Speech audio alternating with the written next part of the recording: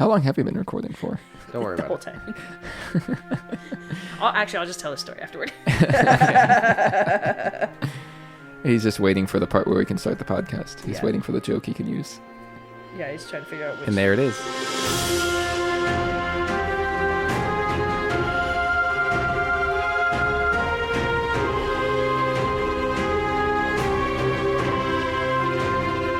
It's Wednesday night. We're down at Rachel's house. We are back at my apartment for the second week in a row. And normally, this is the part where I would introduce my co-host by making her say, this is Rebels and Robots, where we talk about Star Wars and... Transformers. And I'm Cameron. Every single time. I'm Rachel. And I'm Caleb. Oh my gosh, a third voice on the podcast. In case you guys didn't know, we actually have more friends than just each other. If you don't include cat meowing and sneezing. That's our supervisor. She's not our friend. I'm saying this is the fourth voice. If you don't include that, this is the third voice to ever show up on the podcast. Oh, yeah. It's our good friend Caleb, probably our number 2 fan after Megan, which... Offended. I don't know. You read it. You listen more consistently, though. I have, but I'm bad because I haven't left a review, even though you've asked me to. Okay, Yes. Do you review any of the podcasts? You can do your review live right that's now. We can save it for the very end. Well, I asked for more cat content, and I got it the next week, so you guys are pretty responsive on that. We live to Athena serve. must read the comment or something because that was all her. She actually runs the Twitter. That's her.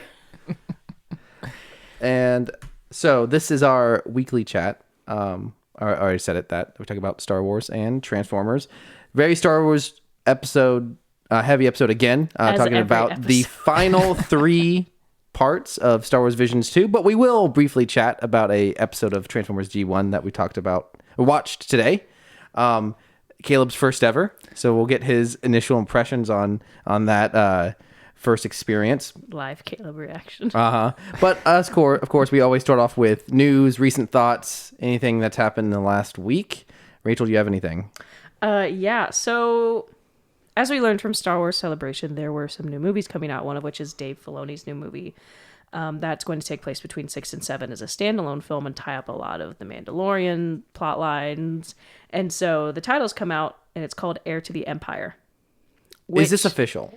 I've not seen this officially I've announced. seen multiple sources talk about it. I mean, it's not too surprising, so it's not super controversial. Caleb, are you aware of Heir to the Empire? Not even a little bit. So no. is that the name of the first book of the whole trilogy? I believe so. It's the trilogy of books that's like the original, effectively 7, 8, 9 as far as the books were concerned. That is the most popular expanded universe trilogy of books after episode 6. Mm-hmm. That's always what people point to as like the further adventures of Luke, Leia, and Han and their kids. There's lots of different adventures there, but that is the one everyone loves. That's where Grand Admiral Thrawn comes from, who was then repurposed as a main villain in the Rebels cartoon. Mr. Thrawn. But who I have conceptualized for the entirety of the series as a prawn, a shrimp man, if you will. Oh my god. which is- Thrawn the prawn. Can I see a I picture of wish. him? Well, now I got like Google search that. Oh, well, he's not a shrimp. I'm a little disappointed. He's He's not. he's really not a shrimp. He's but not a shrimp. A man can hope. And well, we've got a couple different versions of Thrawn the prawn here. This is probably the best possible hate one. this a lot. But if you just Google Holy search, listeners, if you just Google crap. search Thrawn the prawn, you get plenty of fun drawings. This Awful. one's great. Is this the thumbnail for the video? Look at the this week? Go over one more. This one? Yeah. Oh, Oh, that is the worst. that one's using his body and putting a prawn so head on it. good. Someone actually took a shrimp Oh, and painted it. horrifying. This one is just a blue prawn. That's a tattoo. Oh, what? It just keeps going. Very good. So good. What a gold mine of content we have not mined for this podcast. Just Google search something stupid and see what shows up. It's a dangerous thing to do, Cameron. I'm glad to know I'm not the only person who thought that he was a prawn the whole time, or thought he should be a prawn. Grand Admiral Prawn. Grand Admiral. Him and Akbar could have would- a buddy cop show together, and it's the Undersea Adventures. Oh my of, gosh. His The undersea adventures of Prawn and Akbar. Yeah, You gotta put in and Mandalorian, of course, because gotta he's going to put be in the in- show. Captain Crawdad too. We're Captain- gonna do prawn. Prawn Just Legacy. throw in. Start throwing in Yeah. sea creatures. Yeah, shellfish. Anyways, they've already name dropped the phrase heir of the Empire in the trailer for the Ahsoka show, which we know takes place after episode 6. And we'll have Thrawn in it.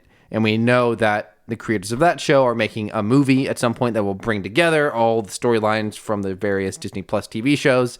Oh, yeah, it's all coming. And so if that movie is called Heir to the Empire, we won't be surprised, but I've not seen it officially confirmed. Also, as we are pretty well aware, a lot of studios will change what their plans if the internet guesses a thing. So it's possible that was going to be the title. Now that it's been leaked, I can see Filoni, out of spite, change the title of the film. You could change it to something to throw off the scent, maybe. You could call it something like, I don't know, Blue Harvest, perhaps? Because they are going to harvest his blue skin and for various gumbo, purposes. for the shrimp gumbo. Very good. Yes. Okay, so anyways. I'm still convinced he's a prawn. Moving on. I have a screenshot here from an article.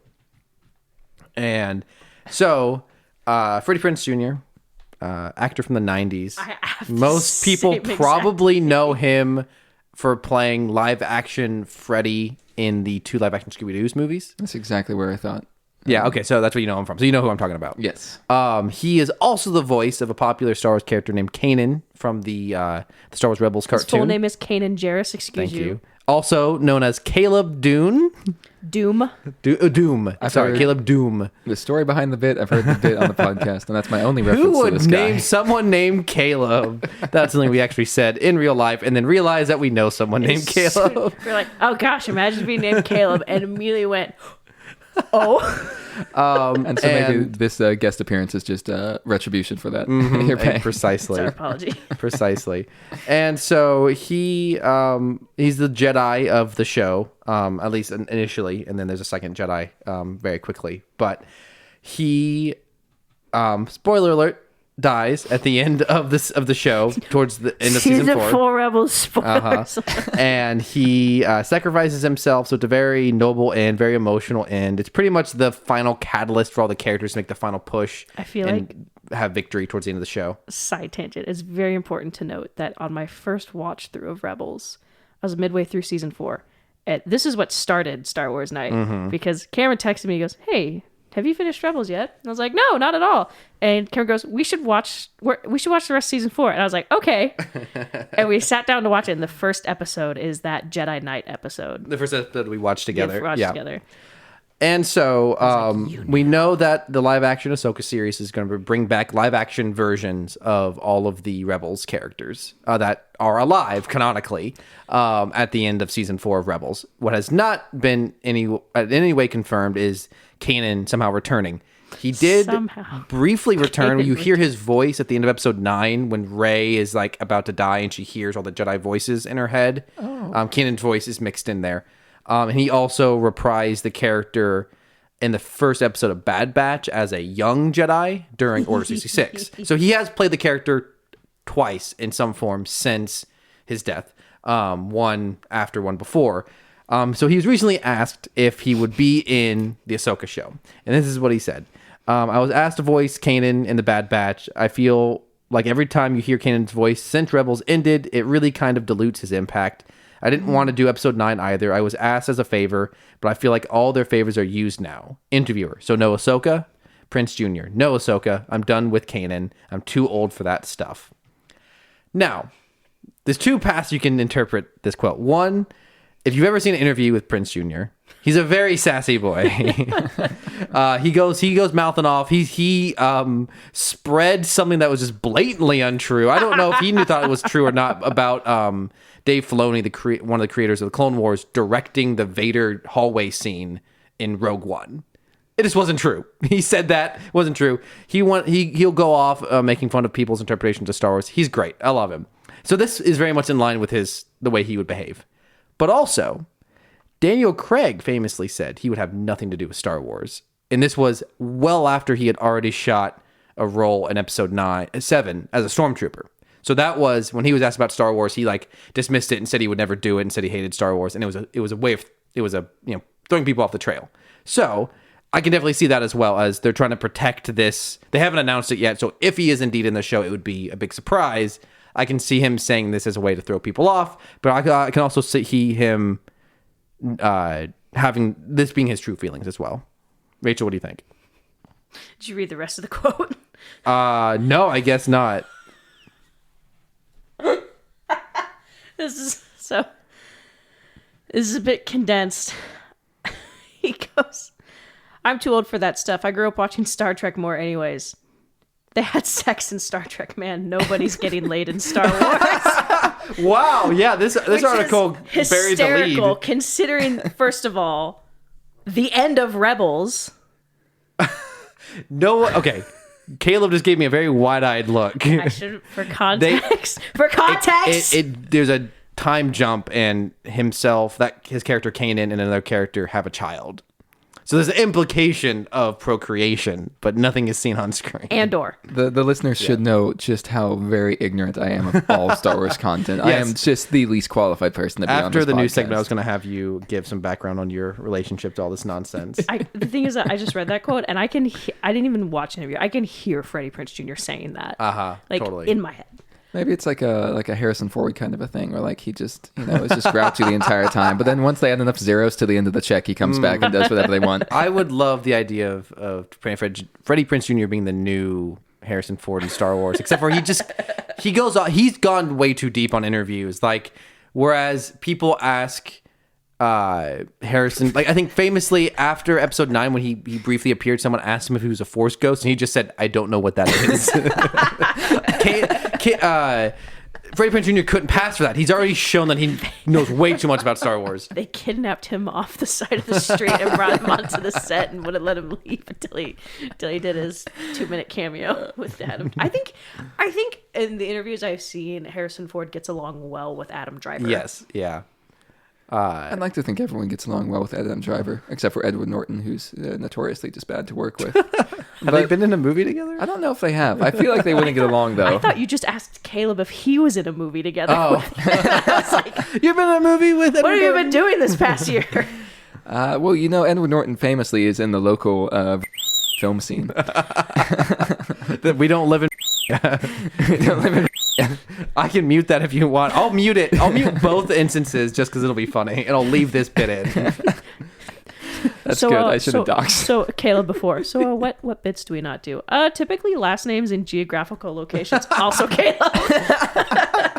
What words should we not say on the pod? Swear words and any identifying information. Speaking of outside your first identifying name. information, I got one more bit since I'm already at it. Oh, Go gosh. for it.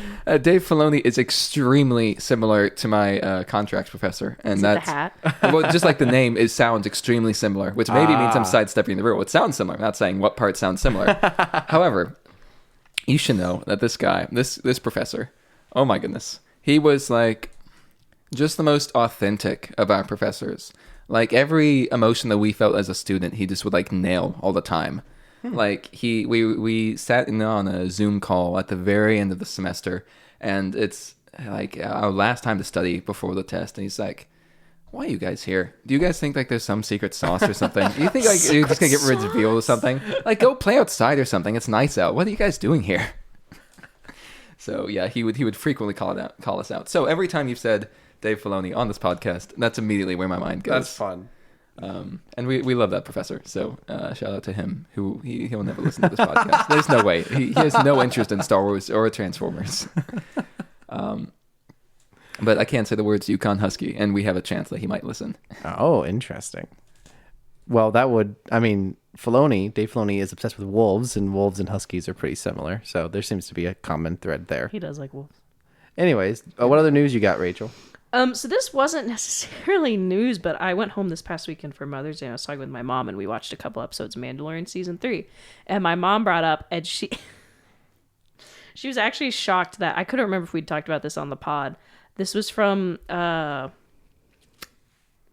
think it was chapter 20 of season 3, where the armorer is monologuing to Grogu, and we get, of course, the infamous Order 66 scene. Sure. And so my mom was like, my mom was actually gobsmacked that I don't remember picking up on this. My mom mentioned that, the armorer is talking this whole time of how the Forge reveals flaws The armor says the Forge reveals our flaws, and she starts monologuing. And so Grogu gets his Order 66 flashbacks, and my mom made this comment that she took that as Grogu seeing his Order 66 memories while the armor is talking about this. And she took that as Grogu seeing his helplessness as a flaw. Interesting. Which is not something I picked up on. I think when we watched it, we were like, here's Dave Filoni's Order 66 scene. Sure. And we were kind of, I think, sidetracked by Ahmed Best. But I thought that was pretty interesting because I don't remember picking up on that. So that was kind of cool.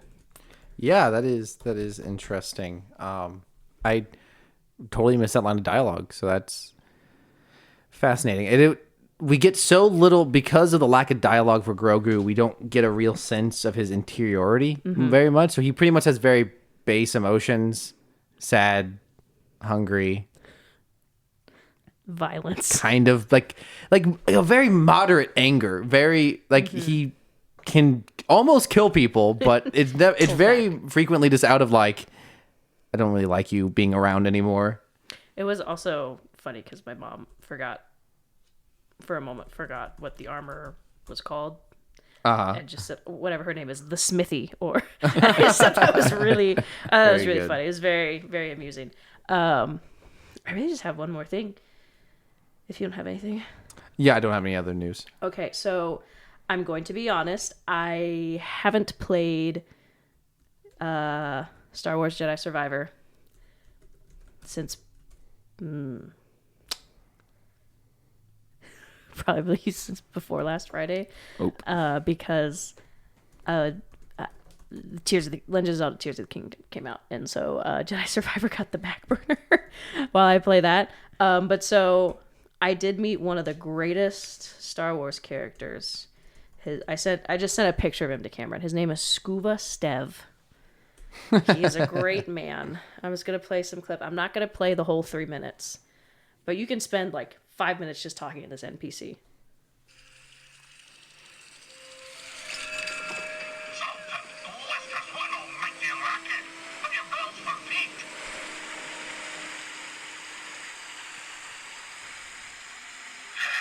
What's your name, lad? If I'm to hold a grudge, best to know the name. I'm Cal. Is he really small? Speedy one. A bantam old mum dubbed me Scuba Stev. Scuba the Fisher, am I? You know, there's a fish tank down in Pyloon Saloon that could use some attention. Pyloon Saloon? That'll have an infested watering hole down in your valley. All right. G'day, ass. Fine, 'twas warm. I'll do it. Meet me at the saloon and we'll appraise this so-called tank. That's it, Scuba Stev. It's Scuba recruited after you speak to him. And so Scuba Stev is he's just a little guy. He's a fisherman, and you can talk to him, and he will tell you fishing stories. What a fantastic NPC. He's so good. He's the best NPC. If anything happens to him, I'm going full Sith. No mercy. Now, you both have played the first game. Is there a lot of content like that in the first game where you just interact with NPCs? Oh gosh, not nearly as much, no. Yeah. No, not really at all. Maybe a couple of NPCs you can talk to, like on your ship, and it's once. You can talk to all the NPCs multiple times. There's so much in this game that I'm honestly almost kind of overwhelmed by how much there is to do. Oh my goodness. I got my first side quest and I was stunned. I was like, a side quest in the game? There's multiple. Oh. Caleb, how does this make you feel? Someone who completed the first game, does this interest you in playing the second one? You know, if I just had any time at all for video games, yeah, maybe. Yeah. Now, hear me out. You can give Cal a mullet. Ooh, that definitely changes the opinion of the game.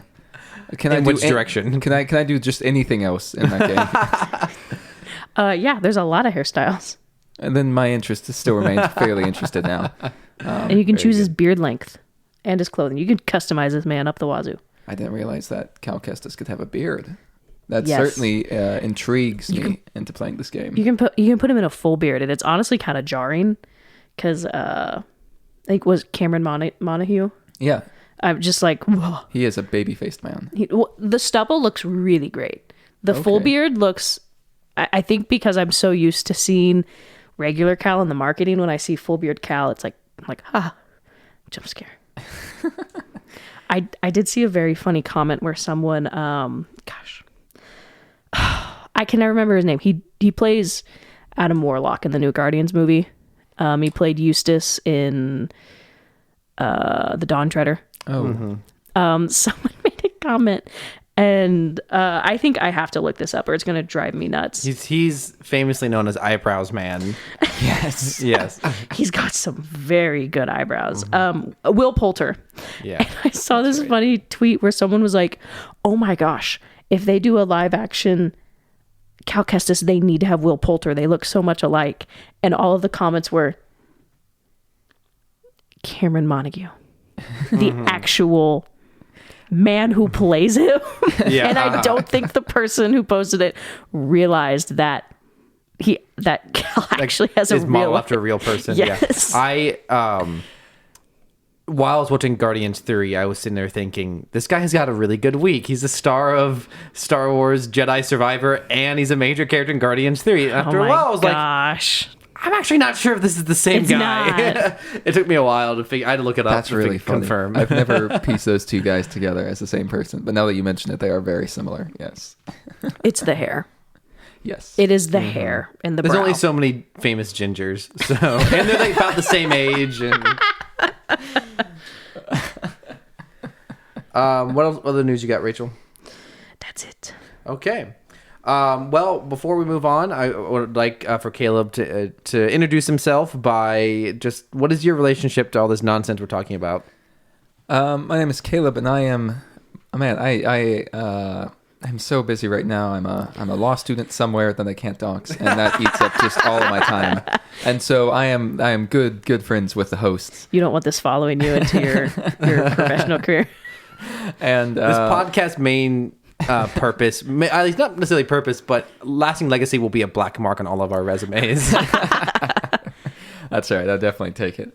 Yeah, I'm just good friends with the hosts, and I am just a very general nerd. I have lots of knowledge about a lot of nerdy things, but man, I just do not have the depth in these guys. So I am, in this instance, very much an outsider to all of this. In fact, when it comes to all of the Star Wars TV shows, I've seen exactly none of them. And so my only point of reference to any of this world, outside of the visions that I've watched in preparation for today's episode, is just the earlier episodes of this podcast and your guys' descriptions of these episodes. So that's why I could go so long thinking that Admiral Prawn was a prawn. Thrawn was a prawn the whole time. And I could just live in a happy world. He just acknowledged he's Well, like, I'm sorry that we face shattered that universe for you.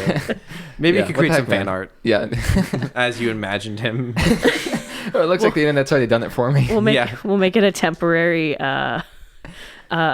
better be the thumbnail. That's all I'm saying. temporary thumbnail. What is your relationship to Star Wars? I have seen all of the movies. I have talked extensively about my thoughts on the movies. And I think that I'm an original trilogies guy. I think that's the best of the lot. I think that Star Wars is astonishing for the amount of poor content that comes out and the amount of love that it still receives. Can I say that on the Star Wars podcast? I'm not even sure if I can. But generally I like it. I think there's a lot of flaws with it, but I love, and I think I'll get into this more with when we actually tackle the Visions episodes, but one of my biggest things I love is I love getting sucked into the worlds. I love this just whole, I like seeing a very livable world put out on screen. So I love that. I love just the rich world building that can go on and all of that. So I appreciate all of that. And like I said, I enjoy the original trilogy the best. And I think there's certain things that are also interesting happening in the rest of the movies. Well, I look forward to hearing how these Star Wars Visions shorts have played into your interest of Star Wars or not. What about Transformers? Just so very little exposure to Transformers. What would you say is your biggest exposure to Transformers? My biggest outside this exposure podcast? is probably the Bayformers, probably. Unfortunate. And I haven't even seen all of those. That's a good thing, though. I have seen. I've definitely seen the first one, parts of it. I've seen Revenge of the Fallen, definitely. I think. Oh. And then I just like you could point to any of the everything else after that, and I could not tell you one from another. I've seen maybe a collective 45 minutes of everything else, but like I have just no point of reference for what it was. And then I've seen lots of people make fun of them. So that's also been very fun. Didn't we watch Bumblebee? No, I wasn't there for the Bumblebee watch. I thought you were. No, so I have not seen Bumblebee. So I haven't even seen the good Transformers. No. So as you can see, I'm just the most qualified guest you could possibly have on this podcast. And so that transitions us nicely into the first topic for the day, which is discussing a classic episode of the original Star Wars Transformers cartoon, which is Caleb's first ever watching of any episode. What's the name of this episode, Rachel? You picked it. I did pick it. The Girl Who Loved Powerglide. And I'm going to be up front. When we were trying to decide how we were going to incorporate some of the Transformers G1 episodes in, because we're trying to decide, do we really want to sit through 60 episodes of this thing? And you said, here's the thing, pick out some good ones. This is the first one that I thought of. The first immediate one that I went, we have to watch this one. It's been on my playlist for a while. Okay. And what was the name? The Girl Who Loved Powerglide. Okay. Yeah, sorry. It's a bit of a mouthful. I'm making a dumb meme while you're talking that I will share later gosh. in meme minute. But it's longer than a minute. Meme master, second meme parsec. Oh my gosh. And what would you say is the main concept of this episode, Rachel, that you forced us to watch? First of all, forced? No, I told you. First of all, I'd like to put it on record. Write this down. I'm writing this down. This is going to be notarized. No, I'm not a notary, but I will write it down. I had a list, and I said, do you want me to list the names? And you said, no, surprise me. Hey, we all make mistakes. That's true. Multiple times, actually, she asked for Cameron's opinion. He said, surprise me. I was like, are you sure I have like 3 good ones? What do you want? No, don't tell me. Just let me know. I was like, So the main plot of this is, so we focus on really kind of, I think up until the season, secondary, almost possibly tertiary character, Powerglide. He's an Autobot. He's red. He's a jet. And so he ends Which up... surprised me, I thought the Autobots were all on the ground all the time. You were wrong for a lot of reasons. 1, they transform into all sorts of vehicles. 2, they can all fly when it's convenient for them. At least in G1. They can also drown when needed to. Oh, they seem fine at the end of the episode. They're doing fine. So Powerglide saves a girl named Astoria. Is that really her name? I thought it was Historia the entire time. No, Astoria. I need to bring this up on IMDb. Astoria, who is the heiress of a tech giant company after her father died, and the Decepticons want the secret tech formula, the secret Krabby Patty formula. I don't know. And so the whole episode is kind of a game of cat and mouse of Powerglide trying to return her, and the Decepticons trying to capture her. I think it's really more of a story of a girl who's looking for a good burger, which I can Story of a girl. I can sympathize with that. At some points, I can sympathize with her in the quest for a burger. She's got the hots for Powerglide, which is something I cannot sympathize with. And this, for me, this is the standout element of the episode. You have to describe these 2 characters. 1, Powerglide sounds like classic Inspector Gadget. Yes. He talks like a 1930s hard-boiled detective. Very good. Yes, exactly. I was thinking like a carnival barker kind of a thing, but I think you nailed it with the detective. I think we might need to play a clip. Let me see if I can find a clip of his voice. And you should do the clip where they're standing under the interstate bridge a couple minutes in. and I've already forgotten her name. Astoria. How would you describe her? Not consistently. She is like, man, she is just fluctuating, not even scene to scene. She's like, every few minutes her emotion is kind of changing. Her inflection is not. Her inflection is a little delayed. My dad died. The best line delivery in the episode. Are we gonna play that? We should play that. I'm trying to find her voice actress. Maybe she doesn't but want to be known. I don't think she's credited on IMDb. Maybe at she least. does not want Maybe to be it's the known. same guy. It's just, he did both. There's this one guy in a booth on a Saturday afternoon. He Maybe did the it's whole just episode. one of the like. Maybe they just brought like some animator's wife in. Maybe it was a PA. Maybe it was just a. Because maybe they're like, big oh shot. crap, we need women. We need a woman's voice in this all male cast, aside from Carly, who showed up for like a couple episodes in season 1. Now, was it last episode, the episode before we talked about the genocide of all of the Yes. women Transformers? Yeah. I think this episode actually happens canonically before those. Oh. Interesting. So the way the other notable element of this episode is the way Powerglide treats her, which is often throwing her around, like physically grabbing her and like treating her like men treated women in the 50s approximately. She just keeps coming back for more. And if that's how Autobots treat women, they may have all just run away. Side tangent. Remember how we saw when Optimus Prime left Cybertron and Alita 1 wanted to come with him, and then there's the explosion, and he's like, oh no, she's dead. We gotta go. He didn't even check for a body. Do you remember what I'm talking about? Yeah. There's a flashback. You don't know what I'm talking about. It's okay. I'm assuming she has big eyes, though. No. Oh my gosh. No. Not that Alita? No, Wrong no, Alita? no, no, no, no. What about the, Wrong Alita. Wrong. what about the motorcycle power slide? Is that the right one? That's Akira. Are you saying that Alita doesn't power slide? No, she's a car. Anyways. Oh, more reason to power slide, So in my did you find the clip? Just a second. Okay, I finally found the actor. Her name is Astoria. Astoria. And It's just a story. That seems like an incredibly lazy name. At the same time, she has any notable voice acting. I'm just gonna talk over is her- Caleb. this is- We're gonna bring him on the show just to talk This over is her him. magnum opus. Yeah, she just a lot of just like one episode television appearances. Nothing jumping out at me. Anyways, yeah. So here's a clip. That was intense. Who are you? Powerglide's the name. Well, whoever you are, I think you're completely the greatest. Thanks. Now listen. Oh, I want to go flying again. Oh, come on. It is at that moment that she attempts to jump up and like grab onto his arm, and he just flings her down. Which, if it On the were ground. if it were a real 20-foot robot and a real woman, she would be paralyzed. Anyways, however, Powerglide is not 20 feet tall. In fact, He's a small boy. he is a small boy. it depends. Well, Depends on which no, shot. yes, he is definitely 20 feet tall. Look at that guy.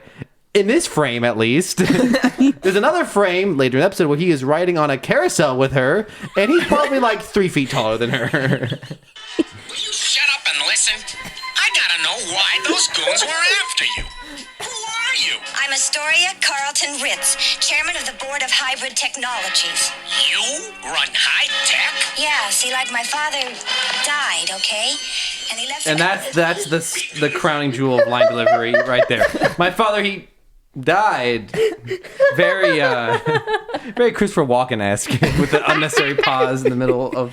Powerglide does not wear a fedora, although I'm sure you listeners are imagining that if you haven't seen the episode. He does not, but he should. And you're correct for imagining that in your heads. So this episode was rife with animation errors, and there was one in particular that Caleb caught that we all just loved. Caleb, do you want to describe that for us? Oh man, there is Narrow it down. Okay, if I'm thinking of the one you're referring to, so part of it was they're on top of a somewhere that's flying, and he has to get her to safety, and so I don't even remember the line he delivers, but he opens up his hand and there's a parachute there, which distracted Cameron, so he didn't catch it in time because the parachute animation is itself something to behold. Because it's not when Caleb says a parachute in his hand, you presume a big sheet just sitting in his hand. No, it shoots out of his hand and then remains perfectly vertical, as if it's like just been. That's what they did. They drew a single frame, just one frame of a parachute, like an ice cream cone, and it's just like it had this hysterical like zook parachute sound effect when it shot out of his hand and just stopped there. And it's at that moment I was totally distracted by the parachute, and Caleb noticed That her entire torso is gone. This poor woman's entire torso is gone for a whole frame. It's so good. But the rest of it's there. Yeah. And It's just the head, and then the dress just starts somewhere. That's so good. The combination of the parachute and the missing torso, it's so good. And then don't forget, he goes, you need to get out of here, and hands her I don't know if this is before or after, but he's like, you need to get out of here, and he like hands her the parachute, and she throws it off because she's like, no, I want to stay with you, and he tries to walk away, and she grabs him, and he throws her again. So if you're following along at home on YouTube, this is at 18 minutes and 42 seconds. You can check that out for yourself. Oh my goodness. And we should say the second time he throws Rachel's trying to see it on my phone. Here it is again. It's so good. You just take Take a screenshot of that. Oh my goodness, iconic! That could be the thumbnail, along with Prawn, Emperor, Grand Admiral Prawn, and Admiral Crawdad. Crawdad.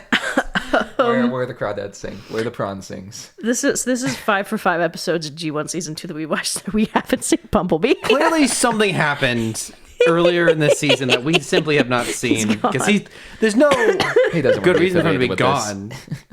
I will say there's a really funny comment on the YouTube video on Hasbro Pulse, and someone said, so it's really funny. Someone said, this was probably the most educational episode of Transformers. It taught a generation of boys about women. Uh-oh. That's not good.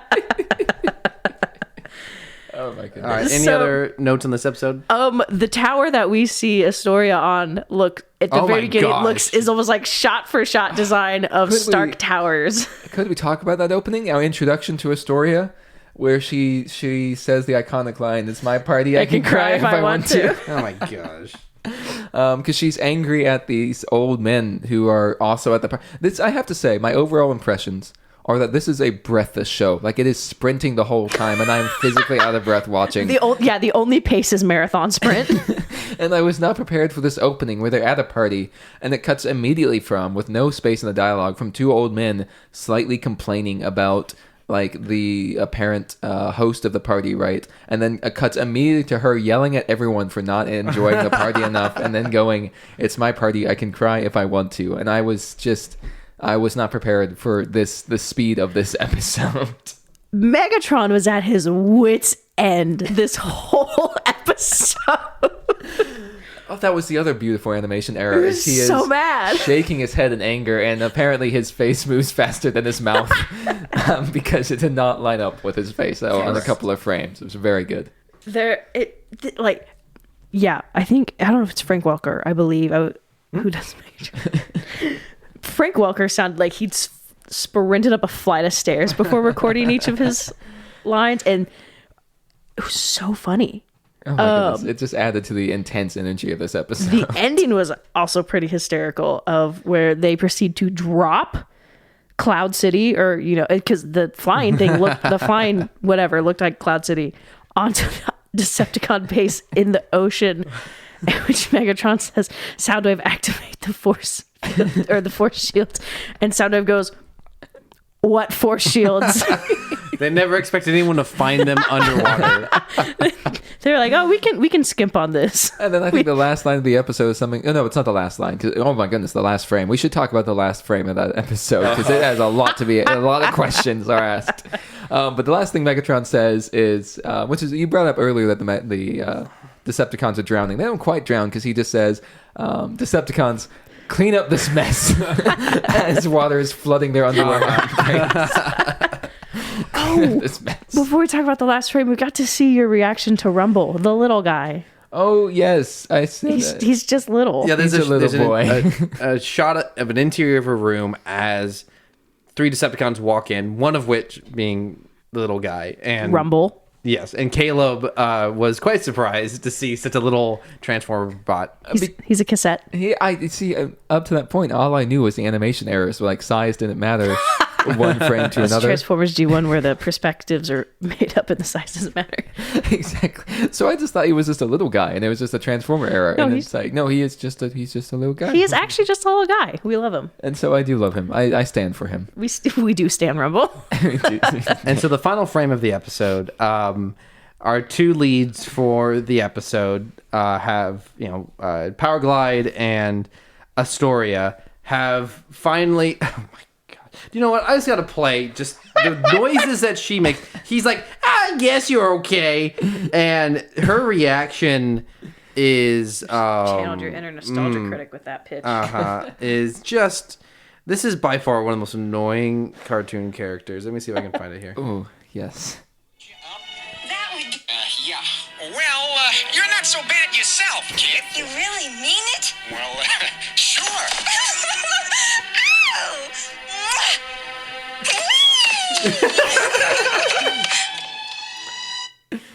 Ow! So, anyways. Fan behavior. Oh my goodness. And then the last frame of this episode, he walks. It's our lover boy all alone.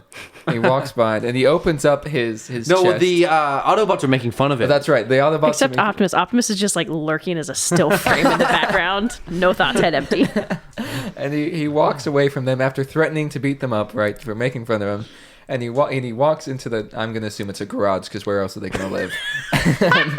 And, he opens up his chest, and an outline of a heart just appears. A pink heart. A pink heart, and the implications of this relationship between an Autobot and a human are just... Maybe this is what inspired Bay to address the... what is it that he addresses in one of his later films? It's the Age of Consent rule, the Romeo and Juliet laws. This is the stuff that began that uncharted territory of that And kind of norms. In hopefully, the it's Transformer something that they universe. never explore again in G1, right, Rachel? So here's Rachel. Here's the thing that I find really funny about this. Oh, please tell me there's not more to this relationship. No, I don't really remember. It's been a while since I watched it. I think it's really funny that this episode, I think, canonically comes before a lot of the ones on Cybertron, because there's this whole thing of where Astoria says, "You're a robot. I guess you can't have feelings like that," and he gets offended. Literally, Optimus confirmed girlfriend. Also, side note, in that same confirmed scene, couples. that same scene, she attempts to do some medical procedure on Powerglide by tearing her dress and wrapping it around his arm. So clearly, a very intelligent engineer there. Astoria is. Speaking of the intel, and we really don't need to keep going on this episode, but what's with the random mechanic in the episode who's there for That's Spike. He's an ongoing That character. is Oh, I Spike see. Witwicky. Spike? Oh my goodness, it's Yeah. Spike Witwicky, not the Spike from the Super Mario Bros. Movie. No. No, so Anyways. he's the original human companion. Him and his dad, Sparkplug. Oh, I see. They are construction workers that kind of get caught up in the first Yeah. initial 3-episode arc, and now they're just there. He's buddies And it's with total Bumblebee. coincidence that his name is Sparkplug. Oh, That it's got nothing to do Yeah. with the fact that he works on cars or is friends with Transformers. But That's he just is- his what's the name. part where he makes do the right thing? At what point in the series does he do that? Is that a reference to the Goofy movie? No, I think I'm trying to make a Spike Lee reference, but I don't think Okay. it's working. Okay. I think I might have named the wrong director. What Power Station is the band from Extremely. Wow. Spike. Oh, see, I thought you were talking about. This was a very lazy joke. This is not going to make it in the actual episode. No, I like how you said that, and it's just No, it's there forever. I only things I edit out are like dead air. So that's going in. Oh, Well, no. you have to keep that dead air in though, because that was good. Just what about this reference? So we're moving on now. R/whoosh. We are moving on to I'm sorry. Rachel. No, let me speak. Anyways, so it's just very important lore wise. His last name is Witwicky, which ties to Sam. Sam. Yeah, it's like haha. Shia LaBeouf. So Michael Bay did 2% research. 2% research. We're also 5 for 5 episodes with no jazz. So Yikes. actually, he might have been in a background frame, but That may have been a mistake. Anyways, Star Wars Visions Volume 2, On the the other final hand- 3 bits. I will shut this whole 5 thing. No, for 5 anyways. episodes without Echo. So, Echo. Who's Echo? we can cut this bit too. Who the heck is like Echo? from like the Search for Echo movie. No, like Bad Batch. Oh, good joke. We failed to keep up that running bit of it's been so many days since Since our last Crosshair not incident. Echo, Crosshair. Crosshair. Wow. Crosshair See, incident. that's why you threw it off. You pulled a camera and used the wrong proper noun. Actually, you didn't pronounce him right. Crosshair. Crozier. Crozier. Oh no, that's a little too French. So now we are here to talk about the girl. No, wrong episode. Bandits of Golak. The Star Wars Visions episode, The Girl Who Loved Powerglide. No, this is a 3D animated episode, Bandits of Golak, which was produced by 88 Studios. 88 Studios, who I have it up somewhere here. They worked on a lot of Netflix stuff for the Troll Hunter show, Fast and Furious Spy Racers, the VeggieTales show from 2019 to 2012. Wow. Wait, did you say 2019 to 2012? Yeah, it's a Netflix show. 2019 to 2012? What did I say? 2009? Oh, 2022. Sorry. Oh, So this is back. Oh, so this is back now that's under Big Idea, but not with the original creator. I did not even know this was a thing. Oh, didn't know I this. can tell you all the lore later. Oh my. Okay. So anyways, so they work a lot with Netflix, and I think for me that shows in the quality of their animation, personally. Well, we'll get into that in a minute. The animation is roughly Clone Wars Bad Bat style. That's what I have in my notes for distinguishing animation. I wrote Clone Wars style, but more fluid. Almost less- too fluid, I It's would very, say. very, very smooth. This episode, I would say, falls very frequently into the Uncanny Valley. It also, I don't know if you guys know this. I can't remember the producer, but you know that those Walking Dead video Telltale Games. Oh, Yeah, yes, it's yes, got yes. a little bit of a cell shading It look feels to it. very Telltale Games, and it also feels like when you put Star Wars: The Old Republic on the highest graphics. Those are my three comparisons. And we've got two main characters, Sharuk, who is played by Suraj Sharma, who was in The Life of Pi. He is the main character in Life of Pi, actually. He's in The $1 Million Arm, and he is in Happy Death Day 2. He's a recurring character on How I Met Your Father. So, rather prominent live-action actor. Probably shows why I don't think he's a very good voice actor, but that's my opinion. And then his little sister is Ronnie. Ronnie. And let's see if She's mostly there to say Charuk. yeah, and something about candy, sweets, or what she keep Sweets. calling it. Yeah, There's a lot of lollipops in this episode, and it kind of makes me uncomfy. Like I kind of like lollipops, but there was a lot of lollipop munching, and maybe it's different in space, and there's like all kinds of nutrition. But I'm just thinking maybe it's because I went to the dentist today. they keep referring to I'm it like- as food. Yeah. and I'm just like your poor teeth. That's all I yeah. can think about. Ouch. And so they're clearly some sort of refugee from something, and they're The Empire. actually I want to look up exactly where the studio is from.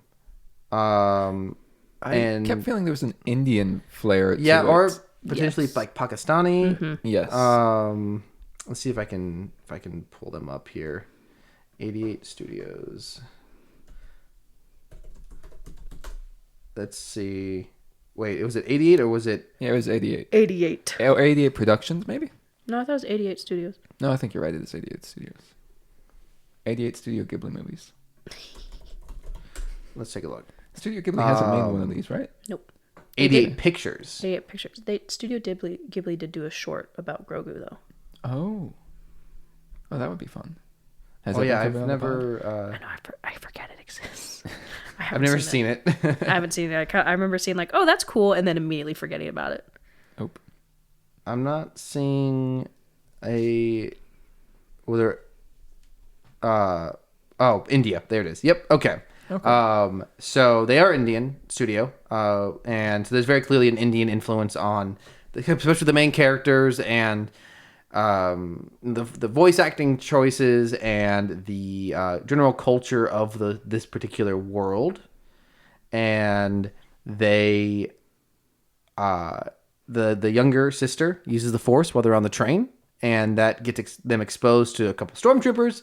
They escape off the train in a action scene while some like freedom fighters attack the train, and they end up in a small town where there's supposedly someone can help them, and then there's an older woman there, and then again the young sister, whose name I'm blanking on, Ronnie, thank you, uses the Force again, and at this time an Inquisitor shows up, played by an actor named Niraj Kabi. who has not been anything I recognize. I'm guessing this is probably a lot of Indian cinema. Return of the Helicopter Blades. And he then fights the old woman who reveals her cane turns into 2 lightsabers. That's cool. And Good lightsaber fight. What- I was a fan. what are the kind of stormtroopers that are with him? Purge Troopers. Yeah. Who are I pretty believe sick. they're almost phase 2. Oh, interesting. Actually, I might be incorrect about that, but they were very much phase troopers. We saw them in Kenobi. They're in Yeah. Jedi Fallen Order and Survivor. And so she defeats the Inquisitor and then offers to take Ronnie with her, but she has to leave her brother. They have a tearful goodbye, and she leaves behind a flute that she was playing earlier in the episode, and that's the end. Can we talk about the absolutely brutal Inquisitor kill? Yeah, describe it for me. So, the older woman, she's duking it out with this Inquisitor. And so she finally bests him and she slices towards his neck. And, in typical Star Wars, we see beheadings all the time. The shot switches and it turns towards him. It's not a beheading, but you see about a 6-inch gash from his collarbone just under his jaw. And he is still talking. And you can see this open wound kind of in his neck. No gore, but just It's clean. like glowing green or something Yeah, like that. like it's like cauterized kind of thing. Like, Sure. It's a residual energy, whatever. And he's still talking. He's like a Jedi and Gulak, and you hear his voice like fizzle out and then he collapses. And it was just kind of like, whoa, okay, kind of brutal. Yeah, it was really nice. Like it was subtle in its own way, and also that's what made it so much more brutal. I think. She didn't have to decimate him; just had to give him a little. Yeah, so for me, from really early on, I started to notice that there was just something a little off about I think any given element of this episode is fine, but for some reason it doesn't all come together well. Like always, at any given moment, it's just a little bit off. There doesn't. It's like the assets and characters don't have the weight that they should. Yes, which especially the third episode we're going to talk about today really crystallized for me what animation should look like, because the third episode we're going to talk about today, I think it's just like perfect as far as animation goes. Everything there felt real. And the third episode we're going to talk about today is designed to look more like stop motion, like felt and real materials, but obviously more cartoony. And that almost makes it feel more real, where this episode has this like hyper realistic element to the texturing and the characters' faces. And that to me is why it falls into the uncanny valley, because it's trying to look real, yet also maintain a level of cartoonishness because it's in that Clone Wars style. And that just was so distracting to me the whole episode. From between the characters' lips never quite perfectly matching the lines of dialogue, and the voices never quite sound like they're coming out of the characters. And that's where I think on paper the lightsaber fight's really exciting, but because no one is really moving like real people, even though they look like real people, it's just a strong disconnect, and I just kind of lose a lot of interest in what's going on. I feel like the lightsabers were what had the most weight Sure. on them. When they would impact, the impacts felt heavy. Mm-hmm. I think the rest of it was it felt kind of floaty. But overall, I enjoyed it. Yeah, I thought it was pretty good. I think I agree with a lot of the sentiments of not coming together. I felt like I ended this episode and I was like, oh, that was pleasant enough, I suppose. We did see a gonk with arms. We did. That was notable for it sure. Gets gonk Armed points. gonk. So this might get the best gonk appearance of the season, I think. And there's all these, so there's clearly a lot of, if not specifically Indian, Middle Eastern cultural choices being made here for the aesthetic of the episode, which I think most works for the Inquisitor's design, because it's more blended with pre-existing Star Wars imagery. So it's a nice blend. But I think outside of that, it's a little too real world, which for me separates it from Star Wars. It's trying a little too hard to infuse real world culture. Whereas I feel like traditionally Star Wars picks and chooses. Like what's amazing about the original trilogy is it draws not from just one thing. It draws a little bit from Japanese stories. It draws a little bit from World War II films. It draws a little bit from like science fiction serials. It's like it's piecemealing together inspiration to create something new. Whereas this is just like almost entirely, like a Middle Eastern sci-fi fantasy, which is totally fine. But for me, it separates it from the Star Wars world a little too many steps. Granted, a lot of Padme's outfits in the prequel trilogy were heavily Eastern Asian. In the prequel trilogy. The prequels. A lot of her queen outfits. Oh, sure. Yeah. Heavily and influenced. There's a lot of reasons why I don't like the prequels. All I'm hearing is that if we have Indian Star Wars, that means we could have a Darjeeling Limited Star Wars, which means Wes Anderson Star Wars, and I am always here for that. He would never do it, but I am always... Actually, I mean, I hate that it's a trend right now, so I guess it's not as interesting to have this opinion, but why not give him a Star Wars Visions, and let's see a Wes Anderson Star Wars Visions. I think it'll be the most ennui, melancholy... I think you just want an Isle of Dogs Star Wars Visions episode. I would so see that. I would so watch that, yes. Star Wars, but with dogs. And Jeff Goldblum. I love Jeff Goldblum. And now I've sold Rachel. I just love these. Do you hear us, Filoni? I'm sitting here looking at the gonks with the arms, and the arms almost touch the ground, which is very, very funny. You also have this reoccurring joke of these. They get to the town. These two characters, a little guy who might be an Ugnaught, and a big guy, and the big guy keeps accusing the little guy of throwing stuff at him, and stuff keeps hitting the big guy, and then he turns around and blames it on the little guy. Does that joke land for you guys at all? Because for me, that just wasn't funny. I think what really confused... I think the first time I was kind of like, okay, and then So here's the thing. I think this was the part of the episode that kind of lost me the most, was where she lifted the plate, Ronnie did, when they were eating, and it hit the guy again. And his immediate thought was the short guy who was right in front of him. And then I thought they weren't going to acknowledge it until finally they all went, that girl levitated the plate. My other question was that when all the plates started levitating, it wasn't Ronnie, it was the older woman. Yeah. And they all dropped on everyone's heads. And then they all started fighting each other, which kind of confused me. That whole sequence, I was so lost for. Yeah, at that moment, everything keeps coming back and forth between seeing Ronnie run in real time and all the other characters like flying around or fighting in slow motion. And yeah, it's like kind of visually interesting, but narratively and literally, it's very distracting. And again, the third short we're going to talk about today does really well of taking things away from the literal and doing some more metaphorical imagery and making it very clear that you're transitioning from what is happening literally in the story to giving more mystical elements. And this is something I complained about at the beginning of talking about Visions, is that I love that a lot of these shorts are playing around with being able to do less literal things with animation.